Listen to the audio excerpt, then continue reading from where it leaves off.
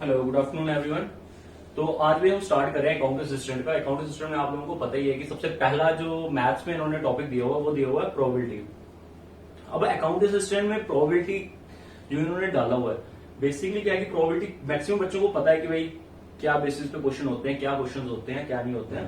तो इसमें प्रोबेबिलिटी में क्या है कि बच्चे चले जाएंगे भाई सीधा सीधा कार्ड्स के क्वेश्चन करने, डाइस के क्वेश्चन करने, कार्ड्स के क्वेश्चन करेंगे या तो फिर डाइस के क्वेश्चन करेंगे। लेकिन मैं वो क्लियर कट बताया तो भाई यहाँ पर प्रोबेबिलिटी इन्होंने वर्ड दिया हुआ है एक। तो प्रोबेबिलिटी में क्या है कि आप लोग तो भाई कुछ क्वेश्चंस जो है प्रोबेबिलिटी बेसिस पे निकाल लेते हैं, लेकिन जैसे जैसे अगर आप इसकी नेक्स्ट क्लास पढ़ोगे या लेवल थोड़ा सा बढ़ाओगे अपने प्रोबेबिलिटी के क्वेश्चन सॉल्व करने का, तो वहां पे एनपीआर एनसीआर यूज होता है। अब ये एनपीआर एनसीआर क्या है, तो मैं क्या कर रहा हूं, मैं आप लोगों को पहले इस लेवल पे पढ़ाऊंगा एंड देयर आफ्टर क्वेश्चंस पे लाऊंगा, तो आप लोगों के लिए वो लेवल बिल्कुल बेस लेवल लगेगा आप लोगों को। तो प्रोबेबिलिटी में क्या है कि प्रोबेबिलिटी आपका ना डिवाइडेड है। जो मेन प्रोबेबिलिटी है ना, जो क्वेश्चंस बच्चों से नहीं सॉल्व होते हैं, वो बेसिकली क्या रीजन है कि भाई उन लोगों ने बेसिक्स पे काम नहीं किया हुआ अपने। तो प्रोबेबिलिटी जो है वो डिवाइड है अपना किसमें, परम्यूटेशन में, परम्यूटेशन और कॉम्बिनेशन में। अब परम्यूटेशन कॉम्बिनेशन क्या है, वर्ड तो सुने लग रहे हैं, लेकिन है क्या ये चीज, काफी सारे बच्चों को इसका डिफरेंस भी नहीं पता होगा। हाँ, ये वर्ड सुना होगा परम्यूटेशन एंड कॉम्बिनेशन, भाई ये प्रोबेबिलिटी के अंदर ही फॉल करता है। तो परम्यूटेशन है, परम्यूटेशन का मतलब होता है अरेंजमेंट, और कॉम्बिनेशन है, इसका मतलब क्या होता है, सिलेक्शन। अब जो परम्यूटेशन होता है, परम्यूटेशन किस तरीके से वर्क करता है, परम्यूटेशन में क्या होता है कि आपके पास फॉर एग्जांपल 10 बंदे हैं और 5 कुर्सियां पड़ी हैं। आपको क्या करना है, उन 10 बंदों में से 10 बंदों को इस तरीके से बिठाना है आपने कि वो 5 कुर्सियों पे आ जाए। तो 5 कुर्सियों में 5 बंदे आ सकते हैं, तो आप 5 बंदों को उन 5 कुर्सियों पे भी अलग अलग वेज में बिठा सकते हो। मतलब कि फॉर एग्जांपल मेरे साथ 4 लड़के हो रहे हैं, विक्की, रॉकी, सन्नी और राहुल। तो पहले राहुल आ जाए, फिर सन्नी आए, फिर विक्की आए, ठीक है। यहां तो फिर पहले विक्की आ जाए, फिर राहुल आए, फिर सन्नी आए। तो ये अरेंजमेंट हो गया, एक जगह पे बिठाना, उसको क्या हो गया, अरेंजमेंट। तो कॉम्बिनेशन क्या है, कॉम्बिनेशन सिलेक्शन। फॉर एग्जाम्पल भाई हम 5 लड़के हैं, तो 5 लड़कों में किसी बच्चे के मैथ्स में मार्क्स ज्यादा आ गए, तो आप बोलते हो कि भाई फर्स्ट चेयर पे कौन बैठेगा, जिसकी तो मैथ में टॉप नंबर है, ठीक है। तो आपने क्या किया, सिलेक्ट किया किसको, पहले उस लड़के को जिसके मैथ्स में ज्यादा नंबर है। जब आप सिलेक्शन निकालते हो ना, किसी एक पर्टिकुलर पर्सन को निकाल के आप चलते हो ना, that is called as combination. तो अब यहां पे वर्ड यूज होते हैं, परम्यूटेशन पी से स्टार्ट होता है, तो यहां पे वर्ड यूज होता है एनपीआर, और ये सी है तो यहां पे वर्ड यूज होता है एनसीआर। अब एनपीआर और एनसीआर का मतलब क्या है, एनपीआर का मैं आपको बता देता हूं फॉर्मूला क्या होता है। एनपीआर का फॉर्मूला होता है factorial of n, factorial of n minus r. अब बड़े सारे बच्चे ऐसे होंगे जिनको भाई फैक्टोरियल के मतलब नहीं पता, तो वो लोग क्या करते हैं, वो लोग जाके दूसरे वीडियोस चेक करेंगे, तो मैं आपको क्लियर कर बता दूंगा क्या होता है फैक्टोरियल। वेट कीजिए। एनसीआर, एनसीआर का मतलब होता है सेम वे में भाई factorial of n divided by factorial of r, factorial of n minus r. अब आप लोग बोलोगे भाई यहां पे मैंने ये वाला यूज किया, क्या ये फैक्टोरियल है, हाँ जी भाई ये भी फैक्टोरियल है। फैक्टोरियल होता क्या है, अगर मैं यहां पे लिख रहा हूं ये 5 फैक्टोरियल, या तो फिर इसको मैं इस तरीके से भी लिख सकता हूं फैक्टोरियल 5। इसका मतलब क्या होता है, 5 मल्टीप्लाई बाई, इससे नीचे नीचे नीचे number 4 into 3 into 2 into 1, this is called as factorial, ठीक है। तो अब एनपीआर और एनसीआर मैंने वर्ड यूज किए हैं, तो इनको पहले थोड़ा सा एक्सप्लेन भी कर देता हूं। इसका मतलब होता है number of veg, number of ways of arranging. क्या कर रहे हैं हम, परम्यूटेशन का लिख रहे हैं, तो अरेंजिंग वर्ड यूज आएगा, arranging r articles out of n articles, ठीक है। Number of ways of arranging r articles out of n articles. और कॉम्बिनेशन है, तो कॉम्बिनेशन का सेम वे में लिखेंगे, number of ways of arranging r, sorry arranging नहीं आएगा यहां पे सिलेक्टिंग आएगा, sorry. Number of ways of selecting r articles out of n articles, समझ गए। क्लियर हो क्या है ये परम्यूटेशन एंड कॉम्बिनेशन? परम्यूटेशन का मतलब होता है अरेंजमेंट और कॉम्बिनेशन का मतलब होता है सिलेक्शन। डिफरेंस समझ आ गया आपको? तो यहाँ पे कुछ टर्म्स हैं जो कि काफी ज्यादा कंपलसरी है। मैं तो कहता हूँ भाई कुछ फैक्टोरियल है 8 तक, कम से कम 8 तक फैक्टोरियल तो भाई आप लोग टिप्स पे चढ़ा लो कि इनकी वैल्यू क्या होती है, क्योंकि इसके बाद कैलकुलेशन आपकी आसान हो जाती है, बहुत आसान हो जाती है। बेसिकली प्रॉब्लम क्या है कि भाई आप लोगों को मैं जिस तरीके से पढ़ाऊंगा, मैंने आपको क्लियर बोला फॉर्मूले से नहीं पढ़ाऊंगा। तो हाँ, मैं एनपीआर एनसीआर यूज नहीं करने वाला, ये सिर्फ आप लोगों को बताने के लिए रखा कि भाई एनपीआर क्या होता है, एनसीआर क्या होता है, ठीक है। तो यहां पर मैंने आपको बोला कि भाई फैक्टोरियल, लेकिन फैक्टोरियल आपको याद होना चाहिए। यहां पे एक फैक्टोरियल है, ये तो भाई मैक्सिमम बच्चों को पता होना चाहिए। फैक्टोरियल 0, मैक्सिमम बच्चे का आंसर क्या आएगा? 0 नहीं, फैक्टोरियल 0 का मतलब होता है 1। इसकी वैल्यू कितनी होती है? 1 होती है। सेम वे में फैक्टोरियल 1, इसकी वैल्यू भी क्या होती है? 1 होती है। फैक्टोरियल 2, इसकी वैल्यू कितनी होती है? 2। फैक्टोरियल 3, इसकी वैल्यू कितनी होती है? 6। फैक्टोरियल 4, इसकी वैल्यू कितनी होती है? 24। फैक्टोरियल 5, इसकी वैल्यू होती है 120। थोड़ा रब कर लू मैं।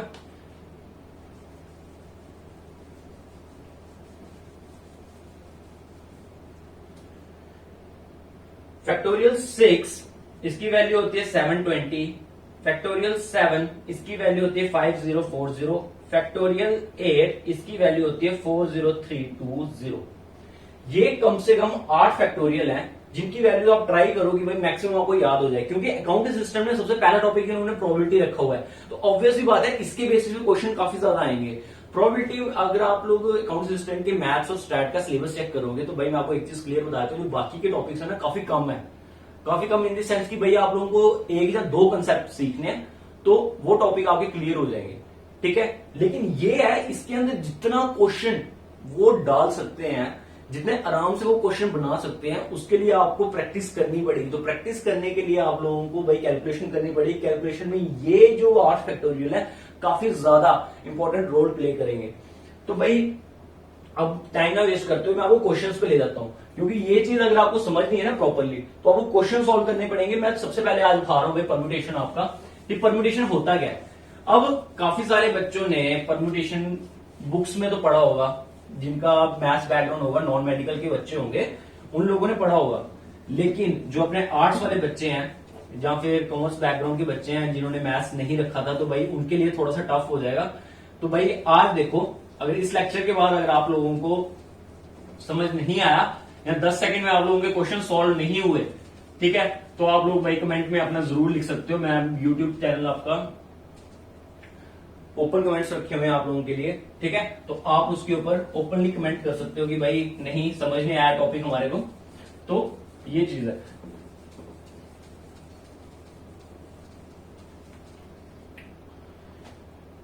चलो भाई, सबसे पहली चीज, अब यहां पे हम वर्ड ले लेते हैं, लेटर्स ले लेते हैं। जैसे वर्ड क्या है?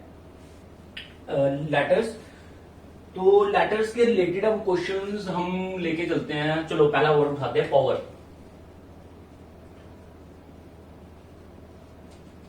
पावर, ठीक है। अब क्वेश्चन तो इस तरीके से नहीं होगा, क्वेश्चन इस तरीके से होगा आपका, find the number of veg,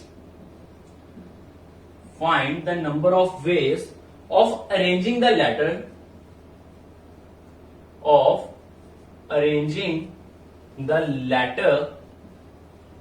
power। अब ये तो भाई पेपर में क्वेश्चन नहीं आने वाला। पेपर में क्वेश्चन क्या आएगा? इसके सब उसके ऊपर, पार्ट्स के ऊपर। किस तरीके से? पहला पार्ट होगा इसका, taking all letters eight a time. Taking all letters eight a time मतलब कि भाई सभी के सभी लेटर्स आप एक साथ ले लो। तो मैंने आपको अभी एनपीआर एक्सप्लेन किया। आपको एनपीआर का फॉर्मूला क्या था? एनपीआर का फॉर्मूला क्या था? Factorial of n divided by factorial of n minus r. अब ये एन क्या है? एन एक number of letters. Number of letters कितने हैं? 1 2 3 4 5, ठीक है। तो एन की वैल्यू क्या आ जाएगी? फैक्टोरियल 5 डिवाइडेड बाई, अब कंडीशन देखनी पड़ेगी। कंडीशन क्या है? Taking all letters eight a time.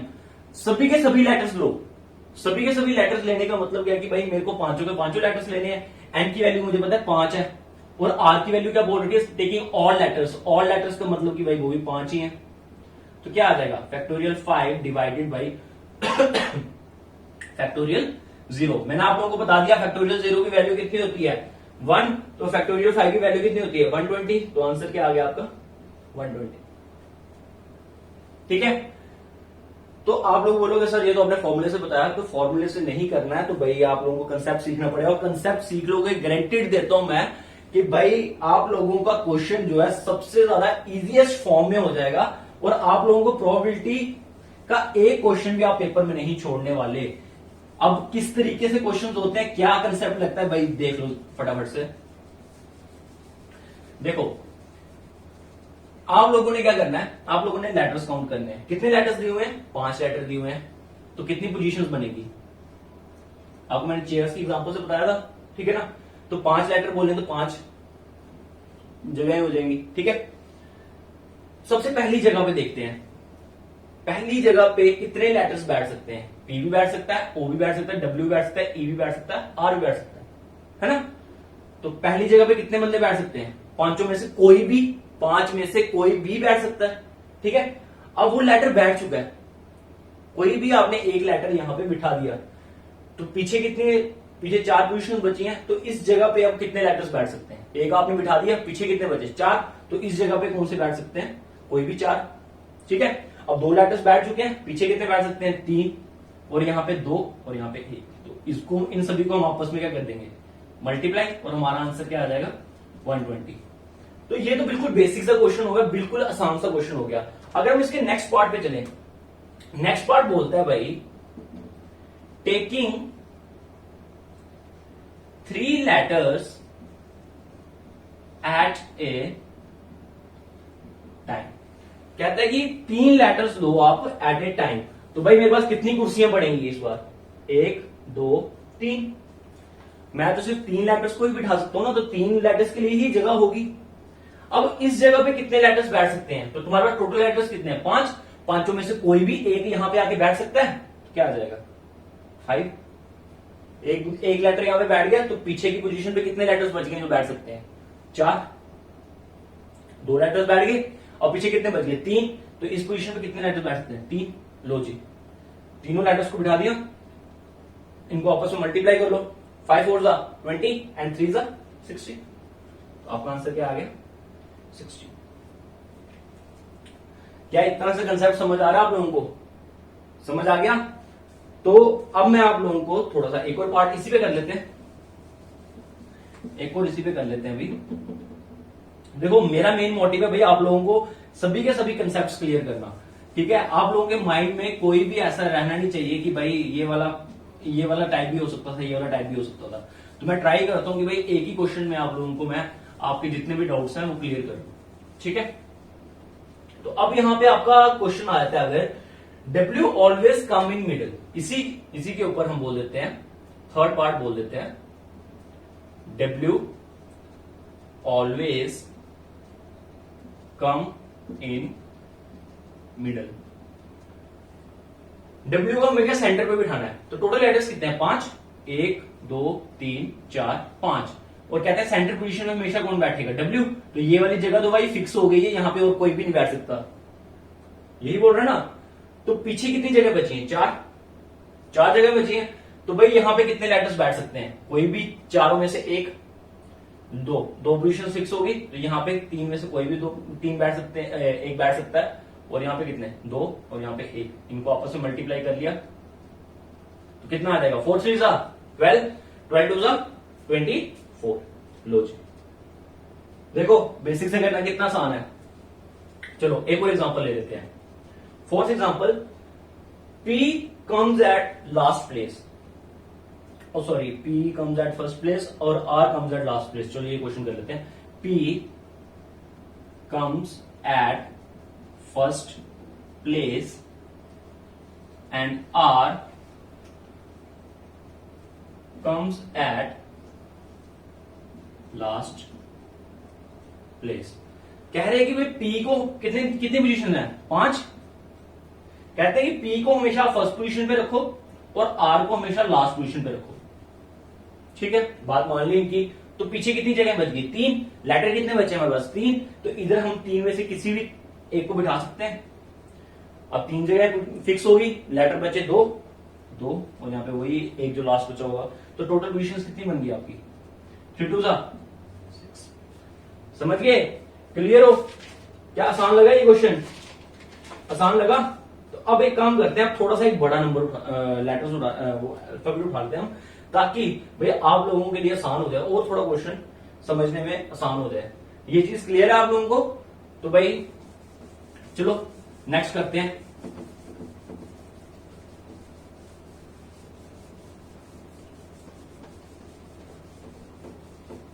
ये जो फोबिया है ना आपको, प्रोबेबिलिटी, परम्यूटेशन, कॉम्बिनेशन, ये टोटली मैं खत्म कर दूंगा अभी आप प्रोबेबिलिटी के जब क्वेश्चन सॉल्व करोगे ना, आप लोगों को इतना आसान लगेगा ये कि आप लोगों ने जो भी माइंड में होगा कि भाई प्रोबेबिलिटी मिस करना है, स्किप करना है, वो खत्म ही हो जाएगा। आप सबसे पहले जाके पेपर में ढूंढोगे ये कि भाई प्रोबेबिलिटी के क्वेश्चन कहाँ पे है।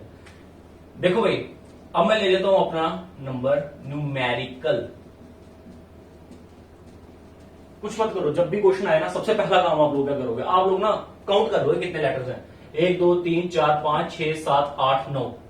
ठीक है, कितने लेटर्स हैं? 9 लेटर्स हैं। तो चलो, पहला क्वेश्चन बोलता है यार कि R always come in middle. आर हमेशा मिडल पे आए। तो मैंने क्या करना है, मैं क्वेश्चन भी लिख देता हूं भाई, आप लोग बोलोगे R always come in middle. ठीक है, तो पहला काम 1 2 3 4 5 6 7 8 9। आर हमेशा सेंटर में बैठना चाहिए। लो जी, सेंटर पोजीशन पे आर को बिठा दिया, तो ये जगह खत्म हो गई। पीछे कितनी पोजीशन बची है? 8। और 8 पोजीशन में पहली वाली पे कोई भी एक बैठ सकता है, 8 में से 8। फिर 2 पोजीशन फिक्स होगी, फिर 6 5 4 3 2 1। ठीक है, इसको जब हम मल्टीप्लाई देंगे तो हमारा आंसर क्या आएगा? 40320। अब ये मैंने कैसे लिखा भाई? बोला आपको फैक्टोरियल 8 का फॉर्मूला क्या होता है और वैल्यू क्या होती है? 40320। चलो भाई नेक्स्ट क्वेश्चन पे आते हैं। नेक्स्ट क्वेश्चन बोलता है N comes at first place and L at last. अब भी क्वेश्चन करके हटे हो। N comes at first place and L comes at last. भाई देखो, आप लोगों को वीडियो समझ आ रही है? अगर वीडियो प्रॉपरली क्लियरली समझ आ रही है तो इसका आंसर आप कमेंट में दोगे मुझे। ठीक है, इसका जो भी आंसर आएगा वो आप किसमें दोगे मुझे? कमेंट में। ठीक है, गलत होगा रिप्लाई आ जाएगा, सही होगा तो लाइक आ जाएगा। ठीक है, तो थर्ड क्वेश्चन करते हैं हम।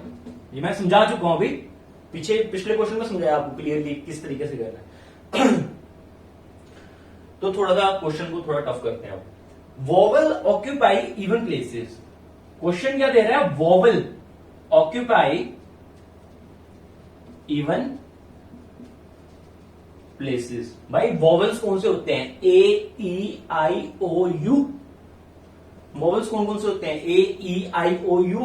हमारे पास पोजीशंस कितनी है? 9। 1 2 3 4 5 6 7 8 9। तो अब सबसे पहला काम है भाई हमारे को वोवल्स ढूंढने हैं। इसके अंदर वोवल्स कितने हैं? ए है, हाँ जी ए है, आई भी है, ई भी है, यू भी है, ओ नहीं है। तो टोटल वोवल्स कितने हैं इसके अंदर? 4 वोवल्स हैं। और इन्होंने बोला कि भाई कितनी पोजीशंस पे आपने रखना है? आपने इसको रखना है इवन प्लेसेस पे। तो इवन प्लेसेस देख लेते हैं। तो पहली इवन प्लेस ये होगी 2 नंबर, फिर होगी यहां से 4 नंबर, फिर ये होगी आपकी 6 नंबर और ये होगी आपकी 8 नंबर। तो मैं यहां पे वोवल्स को रख सकता हूं, है ना? तो यहां पे मैं वोवल्स को रख सकता हूं, कितने भी वेज में मैं यहां पे वोवल्स को रख सकता हूं। इन्होंने बोला मुझे कि इवन प्लेसेस पे आपको किसको रखना है? वोवल्स को रखना है। अगर मैंने 4 वोवल्स यहां पे रख दिए, 4 वोवल्स यहां पे रख दिए, तो भाई पीछे कितने हमारे पास कॉन्सोनेंट्स बच गए? 5। तो 5 कॉन्सोनेंट बाकी की जगह पे जाएंगे, तो यहां पे 5 में से कोई भी एक आ सकता है। यहां पे कोई भी 4, यहां पे 3, यहां पे 2 और यहां पे 1। ठीक है, जो बची हुई पोजीशन है उस पे कौन कौन बैठेंगे? बाकी ये कॉन्सोनेंट्स। तो अगर मैं कॉन्सोनेंट्स को मल्टीप्लाई करूं तो मेरे कॉन्सोनेंट्स की वैल्यू क्या आएगी? फैक्टोरियल 5 की वैल्यू कितनी होती है? 120। अब यहां पे एक दिक्कत है, दिक्कत क्या है कि भाई आप जितने भी लोग हैं, आप लोगों ने सोचा होगा ये आंसर है भाई, तो ये पागल है क्या, ये वॉवल्स ऑक्यूपाई इवन प्लेसेस लिखा हुआ है, इसका मतलब क्या है कि भाई अगर वॉवल्स को हम इवन प्लेसेस पे बिठाएं तो इन्होंने क्वेश्चन को थोड़ा डिफरेंशिएट करने की कोशिश की है, वॉवल्स को अलग करने की कोशिश की है। तो वॉवल्स कितने हमारे पास, 4। तो वॉवल्स को भी वॉवल्स के वे में लिखते हैं, तो इधर चारों में से कोई भी एक वॉवल बैठ सकता है, चारों में से कोई भी एक वॉवल बैठ सकता है, तो 4 यहां पे आ जाएगा। अब एक वॉवल बैठ गया तो बची हुई पोजीशन पे कितने बैठ सकते हैं, कोई भी 3, और यहां पे एक बची हुई पोजीशन पे कोई भी 2, और यहां पे बची हुई पोजीशन पे कोई भी 1। ठीक है, तो इसको मैं थोड़ा मिटा रहा हूं, कंफ्यूजन ना क्रिएट करे। तो वॉवल्स की कितनी पोजीशन आ जाएंगी, 4, 3 इंटू 2 इंटू 1। तो वॉवल्स आ जाएंगे 4 फैक्टोरियल और कॉन्सोनेंट्स आ जाएंगे मल्टीप्लाई बाई 5 फैक्टोरियल। ठीक है, तो वॉवल्स का कितना आता है आपका, इसका कितना आ जाएगा, 4 3 12 इंटू 2 24, 24 इंटू 120, दैट इज 28 0। ठीक है, तो ये आपका आ जाएगा 24 इंटू 120, तो इसकी वैल्यू कितनी आती है आपकी 2880। क्लियर हो, ये वॉवल्स ऑक्यूपाई इवन प्लेसेस का क्या फंडा है, वॉवल्स ऑक्यूपाई इवन प्लेसेस क्या है कि भाई आप लोगों को वॉवल्स रखने किस पे, इवन प्लेसेस पे। तो इवन प्लेसेस मैंने डिसाइड कर ली, तो वॉवल कितने हैं, 4।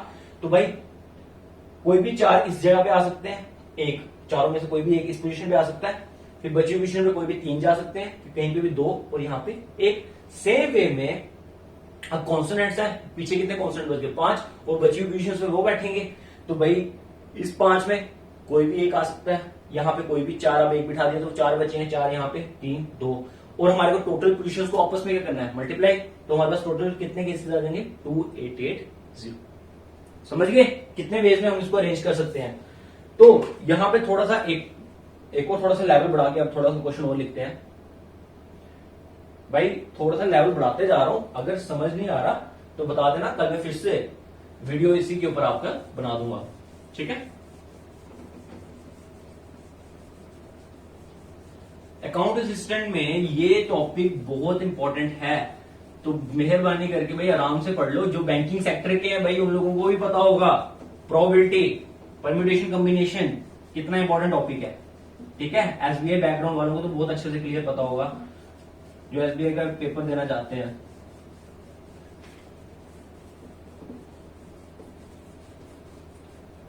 तो भाई सबसे पहला E and R always come together. अब इसी क्वेश्चन में बोलते हैं E and R always come together. ये क्वेश्चन थोड़ा सा अब आप लोगों के लिए आसान हो जाएगा। अब मैं देखता हूं कि भैया आप लोग कोई आंसर दे सकता है इसके ऊपर कि नहीं। ठीक है, किसी को अगर पता होगा प्लीज कमेंट में लिख दो, ऑल तो मैं वीडियो तो कंटिन्यू कर दूंगा, लेकिन अगर आपसे सॉल्व हो गया होगा पॉज करके एक बार आप इसके आंसर लिख दें। तो भाई यहां पे देखो E and R always come together. जब ई एंड आर, आप इसको इस तरीके से समझो, टोटल लेटर्स कितने हैं, 9, टोटल लेटर्स कितने हैं, 9, 1 2 3 4 5 6 7 8 9।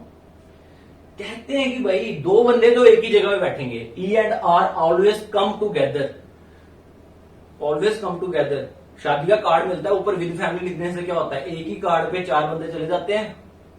ठीक है ना, एक ही कार्ड पे। तो मतलब कि सेम वे में अगर ये कम टूगेदर बोल दिया इन्होंने, तो मतलब कि आप 2 पोजीशंस की बजाय सिर्फ और सिर्फ कितनी पोजीशन रखोगे, एक पोजीशन। मान लो ये एक ही पोजीशन है और यहां पे कौन बैठेगा, ई और आर। पोजीशन कितनी होगी, एक। पोजीशन कितनी होगी, एक। अगर ये एक ही 2 की जगह हम एक पोजीशन काउंट करें तो टोटल पोजीशन कितनी हो जाएंगी, 1 2 3 4 5 6 7, और इसको हम एक ही काउंट करें तो 8 पोजीशन। तो अरेंजमेंट कितने वे में हो सकता है, 8 7 6 5 4 3 2 और उसका 1। क्लियर हो। और 8 फैक्टोरियल तो कितना आ जाएगा आपका, 8 फैक्टोरियल। तो क्या यही आंसर है, क्या यही आंसर है? भाई यहां पे तो आप लोग गलती कर गए, यहां पे तो आप लोग फेल हो गए। क्यों फेल हो गए, क्योंकि भाई यहां पे हम लोगों का बस दिमाग समझ आ गया, क्लियर है भाई, बस इसको हमने एक काउंट करना है। तो भाई यहां पे भी एक अरेंजमेंट छुपा हुआ है। क्या छुपा हुआ है कि यहां पे ई और आर है, ई और आर है, मैंने अगर बेशक उनको बोला कि आप एक ही जगह दो, फॉर एग्जाम्पल ई और आर एक दूसरे के ऊपर बैठ गए, नीचे कौन बैठा है ऊपर कौन बैठा है, कोई बोलेगा नीचे ई बैठा है, ए के सी हो गया, कोई बोलेगा नीचे आर बैठा है ऊपर ई बैठा है, तो ये दूसरा केस हो गया। कितने केसेस राइज हो सकते हैं, यहां पर भी 2 केसेस राइज हो सकते हैं, तो मल्टीप्लाई बाई 2 फैक्टोरियल, ठीक है, ये आपका आंसर होगा। क्लियर हो, क्या ये कंसेप्ट आपको क्लियर हुआ? ये मैंने 2 फैक्टोरियल क्यों लिखा, ई और आर भी तो भाई अपनी पोजीशन चेंज कर सकते हैं। अगर ई और आर दिया हुआ है तो पहले आर भी आ सकता है ई के बजाय, पहले ई आ सकता है, तो 2 कंडीशंस तो यहां पे भी बनती हैं, ठीक है ना। सभी कंडीशन को काउंट करो, तो 8 कैसे बना वो समझ आ गया। अगर मैंने इन दोनों को एक साथ रखा तो इनकी पोजीशन सिर्फ 1 काउंट होगी, तो टोटल लेटर्स कितने काउंट होंगे फिर 8। समझ गए? चलो भाई नेक्स्ट क्वेश्चन करते हैं। NaM ऑलवेज कम टूगेदर, जिनको क्लियर नहीं हुआ वो इस एग्जांपल समझ जाएंगे। NaM always come together, NaM always come together. NaM always come together का मतलब क्या हो गया, अब मैंने 3 को एक ही जगह पे रखना है, तो अगर मैंने कितने लेटर्स थे 1 2 3 4 5 6 7 8 9, तो 3 को भाई मैंने एक ही जगह पे रखना है, NaM को मैंने 1 मानना है। अगर मैंने इनको 1 मानना है तो भाई पीछे कितनी सीटें बच गई, 1 2 3 4 5 6 और 1 7, तो कितने वे में रेंज होगा 7 6 5 4 3 2 और 1, तो आंसर क्या होगा इसका 7 फैक्टोरियल। 7 फैक्टोरियल, क्या ये आंसर होगा? मल्टीप्लाई बाई, क्या ये तीनों अपना अरेंजमेंट नहीं करेंगे अलग अलग, क्या आएगा 3 फैक्टोरियल, ये आंसर हुआ 7 फैक्टोरियल इंटू 3 फैक्टोरियल। सॉल्व नहीं कर रहा, सॉल्व आप लोग करो, प्रैक्टिस करो भाई, जितना कैलकुलेशन में प्रैक्टिस करोगे उतना आप लोगों के लिए बेस्ट है, ठीक है। क्लियर हो, रब कर लूं?